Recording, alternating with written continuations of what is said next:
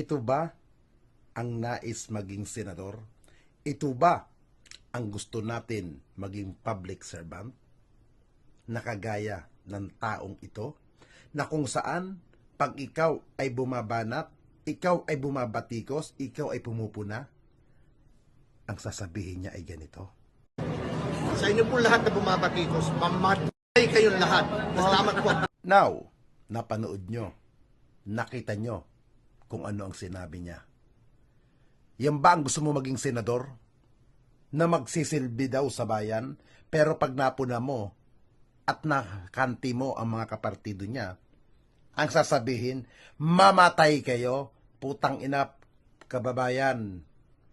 Hindi porke sikat, hindi porke kilalang tao, ay pwede nang maglingkod. Ang hanapin natin na maglilingkod sa bayan na gustong maging senador, yung may utak, yung willing makinig sa hinaing ng bawat mamamayan at higit sa lahat, hindi kailangan dito ng action man na artista. May mga artista na tayong senador. May mga artista na tayong naging politiko. Ano ginawa?